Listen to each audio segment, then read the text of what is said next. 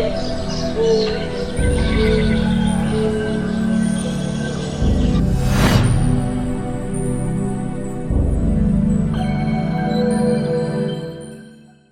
me introduce to you Imam Zaid Shakir, who we are really honored to have with us here today. He's an amazing speaker, and he's an amazing Muslim American leader.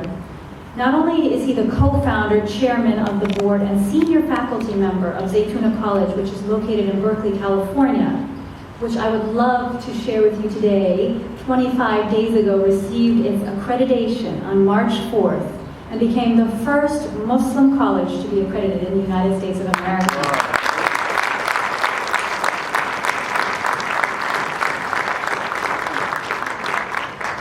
Sayyid Hussein Nasr, who many of you know, likens Zaytuna College to Harvard and Yale, because both of those institutions were established to provide ethical and spiritual vision in which educational exercises could take place. Notice that setup, right? Not an educational institution and then we'll have religion and morality on the side, but no, it's an ethical and spiritual vision in which educational exercises can be conducted. And this is what Zaytuna has allowed for the Muslims of America to actually engage in at the highest levels of academic work. So he has been fundamental to the success and the progress of this Muslim first. And we're really honored to recognize his work and to have him here with us. Indeed, he is committed to bringing a sound understanding of the religion of Islam and to bring its goodness forward, at the center of which is a deep love and respect for the Holy Prophet sallallahu alaihi wasallam. Don't get tired on me, we've got more to go.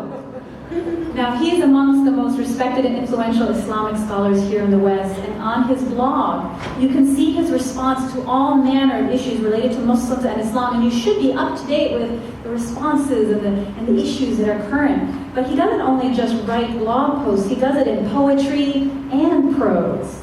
How about that? And that reflects his sensitive nature and his sincere approach as a scholar, because of course poetry is about the heart, isn't it? And this is how he also teaches. Now, Imam Shakir came of age during the civil rights struggles, and he has brought both sensitivity and understanding to the issues of race and poverty and scholarly discipline to his faith-based work.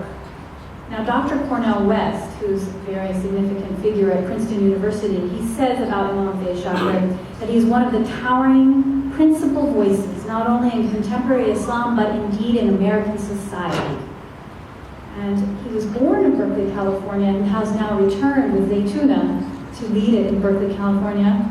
But I want you to realize that he is, again, an alumni of Rutgers, so he's returned home and away today as well. And Rutgers welcomed both its alumni back to see what this university has produced, these great servants of humanity. And so you should be proud, Rutgers students and Rutgers University, for the quality that you have produced here. Now, Imam Zaid Shakir became Muslim in 1977 while serving in the United States Air Force, and he obtained a bachelor's with honors in international relations at American University in D.C., and later he earned his MA here at Rutgers in political science. Now, while he was at Rutgers, he led a lot of campaigns to bring the Muslim community forward, and including a campaign to divest from South Africa. He co-founded the new Brunswick Islamic Center, which was formerly called Masjid, al-Huda. And I was speaking with his beautiful wife, Sadaha, earlier, and she reminded me that all of that work was done in the age before the internet, and on nickels and dimes, with the hard work and effort of people on the ground.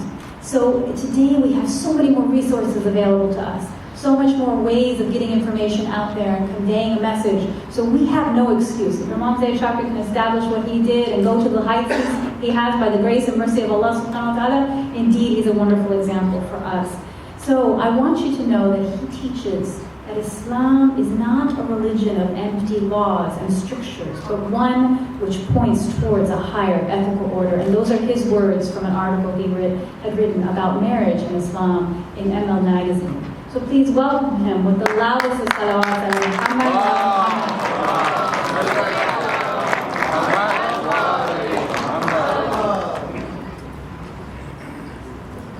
Bismillah. The other one is better. بسم الله الرحمن الرحيم الحمد لله رب العالمين والصلاة والسلام على سيد المرسلين سيدنا محمد وعلى آله وصحبه وسلم تسليما كثيرا ربنا لك الحمد كما ينبغي لجلال وجهك وعظيم سلطانك سبحانك لا نحصي ثناء عليك أنت كما أثنيت على نفسك السلام عليكم ورحمة الله وبركاته. Welcome to all the guests who are here from other communities outside of the community. It's a great honor to be here. Great pleasure to be here. It's always a wonderful experience to come back to Rutgers University. They say the scene of the crime. They say the scene of the good, inshallah. And we live in exciting times. They're very exciting times. And there are times where you see so much good happening all around. I think that it was mentioned earlier by Sister Nicole, may Allah preserve her, about the example set by the Prophet ﷺ in the peaceful conquest of Mecca in terms of the peacefulness of Muslims.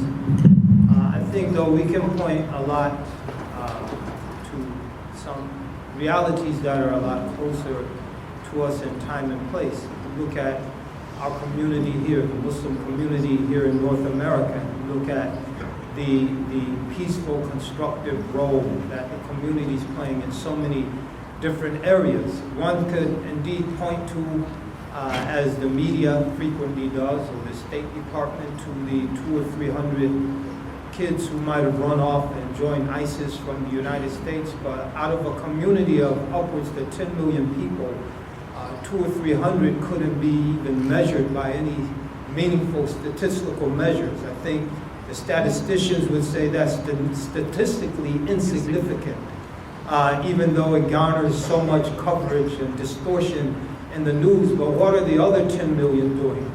They're serving as doctors to help heal the sick, as engineers to help to build and construct, as good neighbors, working to establish safe and sound neighborhoods all over this country.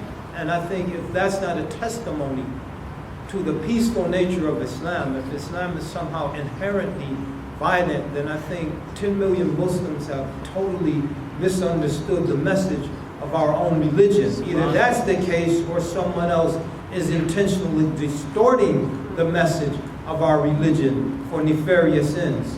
So I think you all deserve a great round of applause for being Muslims for peace. So give yourselves a nice hand.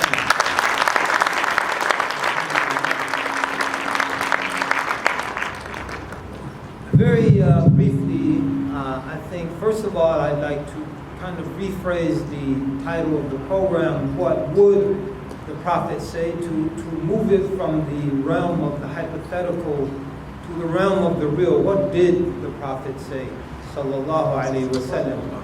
One of the things he said,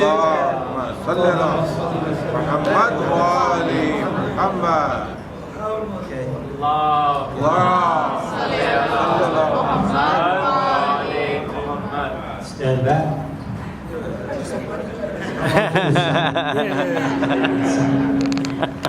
About jumping off the stage.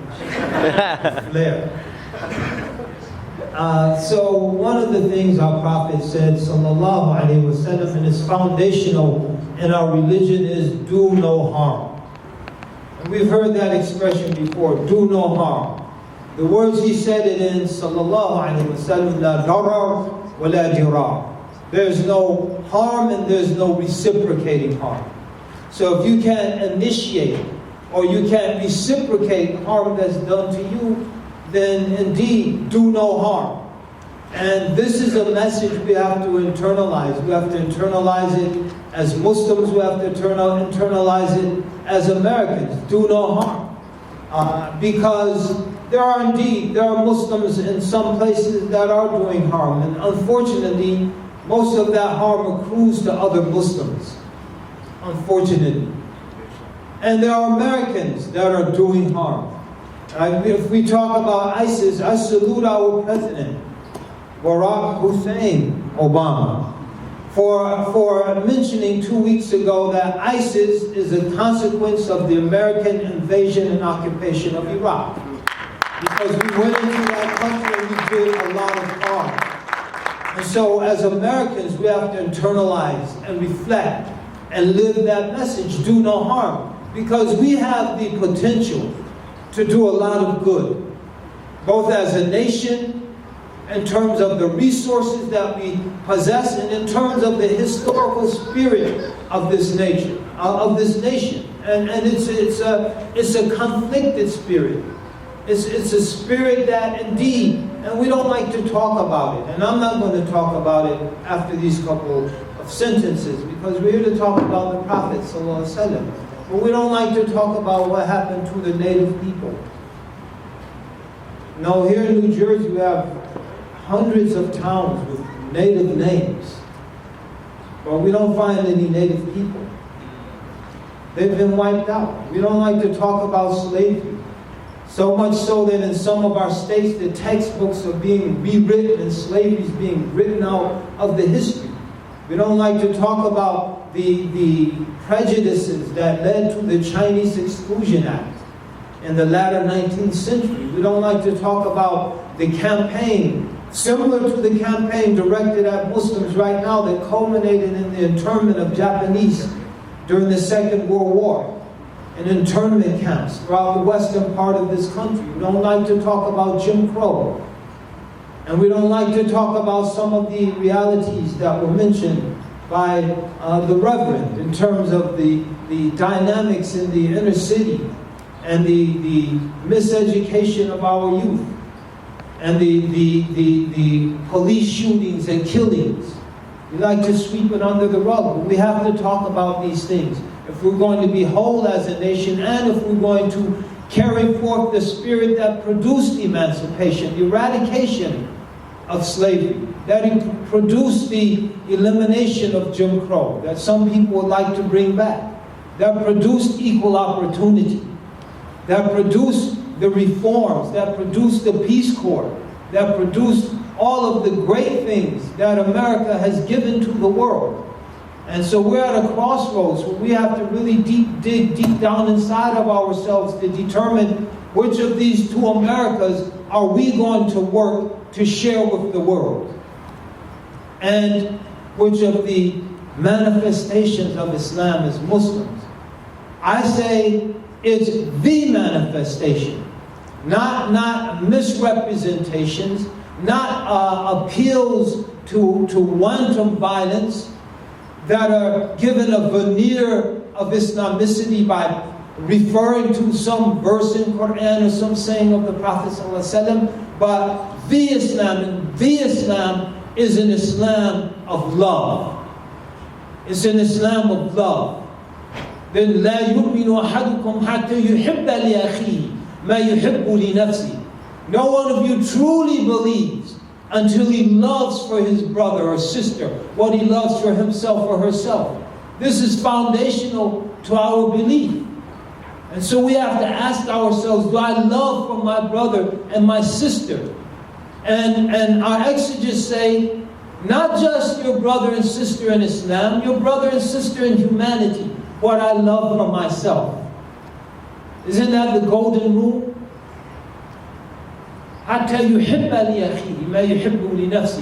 The foundation of our families is love. وَمِنْ آيَاتِهِ أَنْ خَلَقَ لَكُم مِّنْ أَنفُسِكُمْ أَزْوَاجًا لِتَسْكُنُوا إِلَيْهَا وَجَعَلَ بَيْنَكُمْ مَوَدَّةً وَرَحْمَةً إِنَّ فِي ذَلِكَ لَآيَاتٍ لِقَوْمٍ يَتَفَكَّرُونَ. Amongst His signs, the Quran tells us, God tells us in the Quran, is that He's created for you from yourselves spouses in order that you live together with them in peace and tranquility. And He's made between you love and mercy. Surely in this are signs for people who reflect. The foundation of our community, all of us, not just the Shi'i, not just the Sunni, all of us, is love and mercy. Mathalul mu'minina. Our Prophet tells us the likeness, the parable of the believers. And he didn't say mathalul muslim al-mu'minina sunniyin, mathalul muslimina al-shia. مثل المؤمنين, the likeness of the believers, في تودهم, and their mutual love, وتراحمهم, and their mutual mercy, وتعاطفهم, مثل الجسد, and their mutual affection is like a single body. إذا اشتكى منه عضو تداعى سائر الجسد بالسهر والهمة. If one part of that body complains of an injury, the entire body rallies its various parts with fever and sleeplessness. That's the body. If the body is hurting, our first question shouldn't be, as a doctor, if someone's hurting and they come to us, our first question shouldn't be, how are you going to pay? If someone's suffering some injustice as a lawyer, our first question shouldn't be, how much justice can you afford? If you're wealthy, you can afford a lot of justice. If you're poor, you get the public defender. And you don't get very much justice. You get an offer of how you can plea out, even though you haven't done anything, and the lawyer knows you're innocent. It says, listen, if you go to trial, they're going to do everything to make sure you lose. You're going to get 20 years. Just say you did this, and they'll give you 2 years, and you get 1 month off on probation, and you'll be out in a year. Just take the plea. That's how much justice poor people can afford. They can't afford the dream team, like OJ. Right? No. And as a believer, the first question shouldn't be, what kind of Muslim are you? Are you a Salafi? Are you a Sufi? Are you a Shia? Are you a Sunni? Because the Prophet ﷺ didn't affix those adjectives to the unconditional nature of the love and mercy that believers should share with each other. He said the likeness of the believers in their mutual love, their mutual mercy, their mutual affection. مثل المؤمنين. And if the body cries out in Iraq, it shouldn't be, are they Sunni or Shia? Are they Muslims and are they hurting? And can I do something to alleviate the pain? That should be the question, and that should be the response. Because love, if love is not unconditional, it's not love. It's the servant of our narrow agendas. Did I say that right, Reverend? That's what love, if it's not unconditional, then it's a bastardized servant of someone's agenda. Love respects no agenda. And that's why it's such a powerful force in the world. Because it calls us to something higher than what we might produce if left to our own devices. Mercy is not a servant to an agenda, because it calls us to a principle that's higher than something we might be a prisoner to if we're left to our own devices. And our Prophet taught us, the first saying we learn as students, al-hadith al-musalsal bil-awwaliyah. The traditionally first given hadith.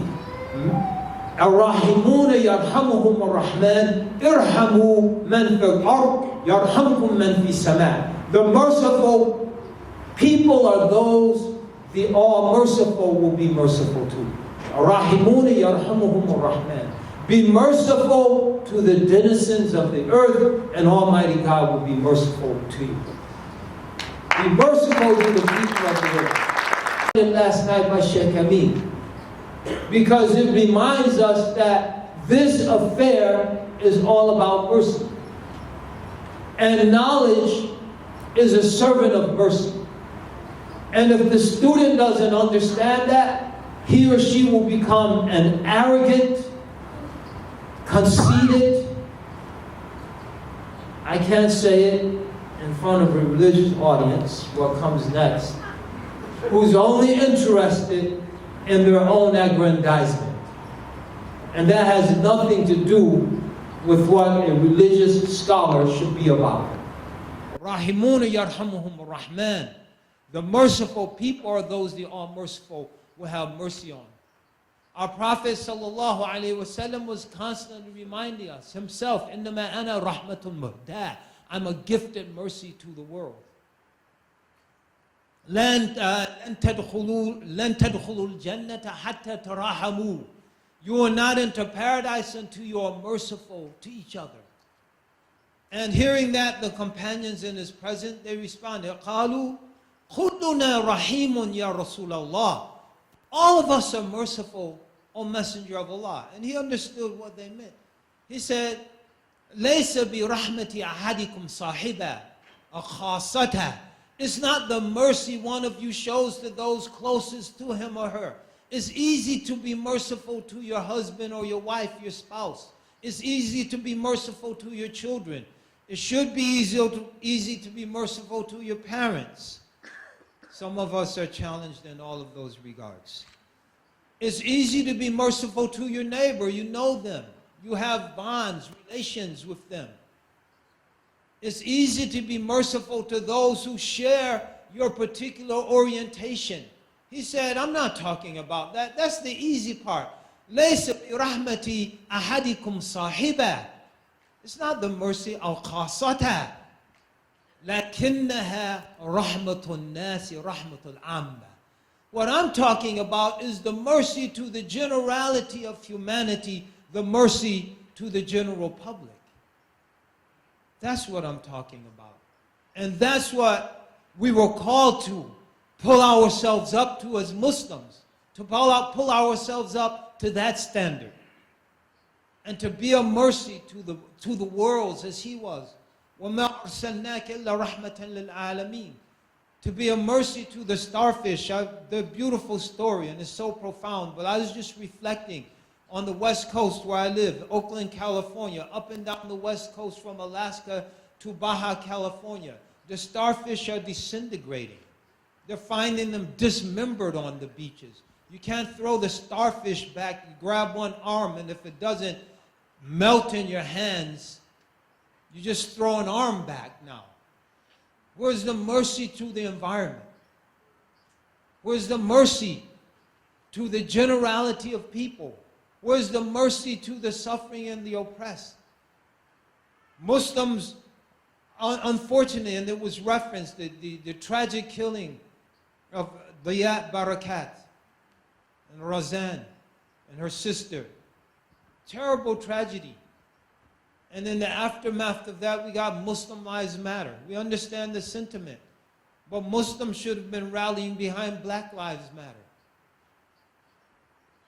Muslims, world Muslims in the 1880s and 90s, 1910s, up to Emmett Till, when upwards to 10,000 people were lynched in this country for nothing other than the color of their skins. Where were Muslims when Tamir Rice, 12-year-old, gunned down in Cleveland? Oscar Grant, handcuffed, face down, gunned down in Oakland. Gary King, 3 blocks from our masjid in Oakland, tased, gunned down, said he had a gun, forced to strip down to almost his underwear, no weapon, but when he's shot in the back after being tased, he was a threat. Alan Buford in Oakland, California, cop, because when he's with his friends and the cops pull up, he knows the likely outcome, he starts running, he's chased down and then shot. Sean Bell here in New York City. Marley Graham in New York City, chased into his own house and murdered in his bathroom. Where were the Muslims? All lives should matter. All lives should be precious. All people should have a right to life. As our reciter recited, من أجل ذلك كتبنا على بني إسرائيل أنه من قتل نفسا بنفس أو بغير أنه من قتل نفسا بغير نفس أو فساد في الأرض فكأنما قتل الناس جميعا ومن أحياها فكأنما أحيا الناس جميعا. If you take a life, an innocent life, it's as if all humanity has been killed, which makes these terrorist attacks just so unacceptable and unsanctioned in our religion. Fakhruddin al-Razi says concerning this verse, من قتل نفسا بغير نفس أو فساد في الأرض فكأنما قتل الناس جميعا. He says, why? Because when a person decides they're going to take an innocent life, they've issued a ruling that makes the life of anyone on the face of this earth lawful. When these people shot up the hotels in Mumbai several years ago, you and I could have been there on vacation. So when they decide, I'm just going to shoot indiscriminately, they've made my life lawful. They've made your life lawful. They've made the little baby's life lawful. When someone goes into a mosque of someone they differ with on political grounds, it's not theological differences, they're political differences, and then blows up, you and I could have been visiting that mosque, and we would have perished. We would have perished. So they made our lives lawful. And this is an unacceptable condition. All of us, we have to work for peace. We have to work for justice. We have to work for mercy. And in working for justice, sometimes we have to accept an injustice. If it means not retaliating, if it means not engaging in a desperate act of retribution because there's not enough justice for me. And unless I take it, and in taking it, I might endanger someone else's life, then I'll renounce. Because at the end of the day, there's always going to be injustice in this world. Perfect justice is only with God. And this we're reminded of in the Quran, and I'll stop here because I know I probably went over the time, and the moderators are hesitant to pass that note forward. So I'm just going to say this, and then I'm going to leave you to the good care of Dr. Rajab Ali. Allahumma salli ala Rasulillah wa ala alihi wa sahbihi wa sallam tasliman kathira. Allahumma salli ala Sayyidina Muhammadin wa alihi wa sallam. Allahumma salli ala Rasulillah. Kullu nafsin daikatul maut. Everyone will experience death. كل نفس ذائقة الموت وإنما توفون أجوركم يوم القيامة. Every soul will experience death, and you will be given your recompense in full on the day of resurrection. And one meaning of this, we're told, is that perfect justice will only be in paradise. There's no perfect justice in this world. And we have to accept that. Because a lot of what we see in terms of the transgressions is undertaken in the name of pursuing justice and in the name of retribution. You wronged me, I wronged you.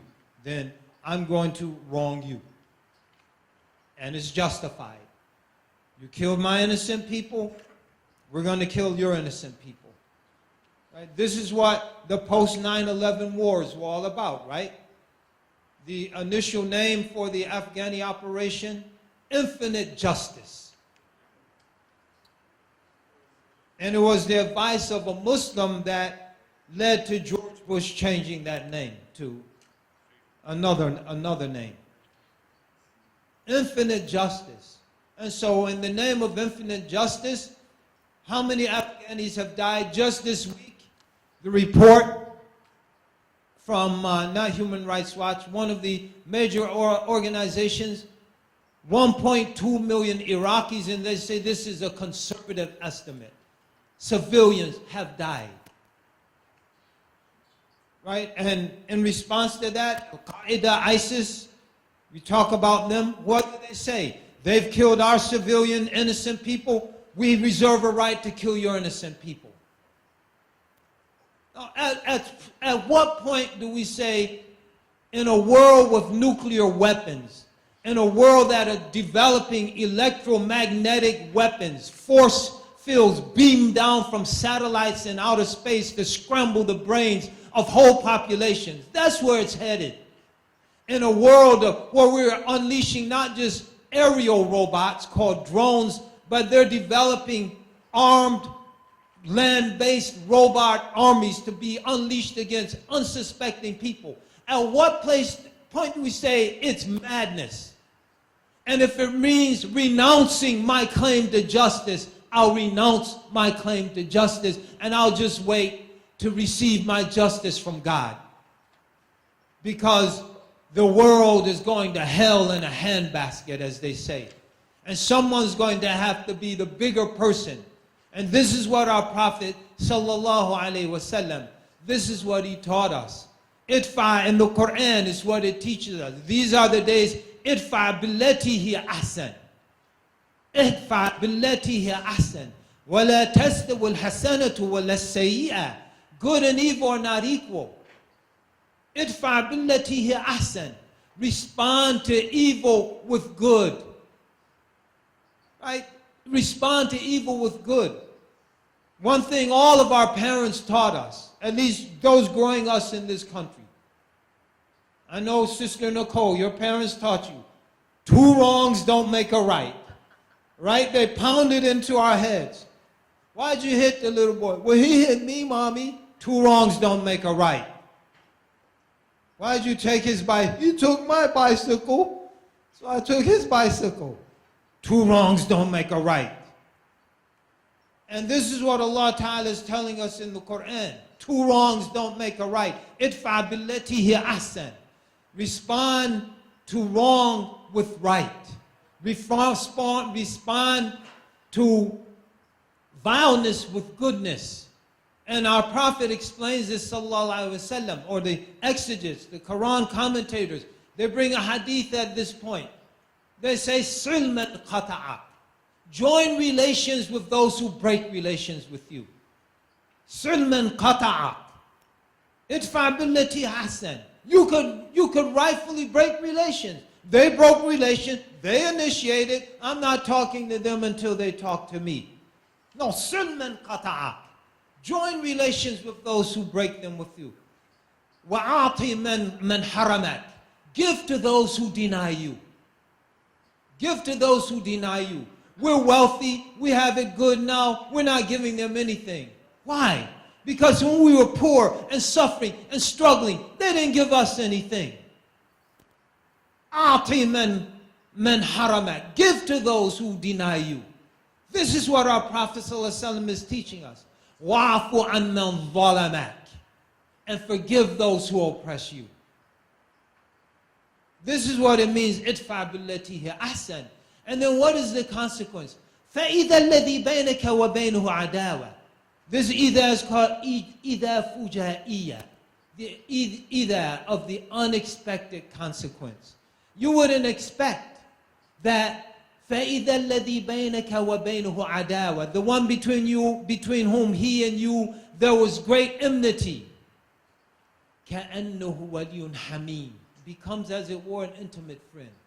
As it were, because the intimate friend is the one who's there from the beginning. This one was your enemy. He wasn't there at the beginning. She wasn't there at the beginning.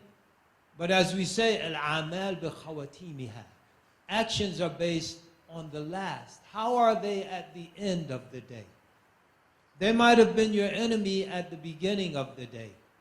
But how are they at the end of the day? And this is something we should concern ourselves with, brothers and sisters. How are we going to be at the end of the day? Are we going to be the people trapped in cycles of retribution? Are we going to be people who can only see within the blinders? That's what they put on the horse to limit the horse's vision, right? They call them blinders. Are we going to be peoples whose vision is limited by the ideological or the sectarian blinders we've imposed upon ourselves? Are we going to remove those blinders so we can see the full awe and grandeur and beauty of Allah Ta'ala's creation? How are we going to be at the end of the day? And to what extent do we trust in God? If I let it go, then maybe they'll become more unjust. إِذَا جَانُحُ لِلسِّلْمِ فَاجْنَحْ لَهَا وَتَوَكَّلْ عَلَى اللَّهِ. If they incline towards peace, then you so incline. Don't worry about, is it a stratagem? Are they just regrouping? Are they going to wait until we're weak and then they'll ambush us? Are they trying to gain our trust so we'll lower our guard? Don't worry about that. Leave that to Almighty God. Leave that to Allah Ta'ala. وَتَوَكَّلْ عَلَى اللَّهِ إِذَا جَنَحُ لِلسِّلْمِ فَاجْنَحْ لَهَا وَتَوَكَّلْ عَلَى اللَّهِ. Put your trust in Allah. Brothers and sisters, let us put our trust in Almighty God. Let us trust that God is more compassionate than we could ever be. That God is more merciful than we can ever be. That God has the power to affect outcomes that we could never affect. Let us trust in God and pray to God that we can be part of a saner, safer, and more peaceful world. Assalamu alaikum.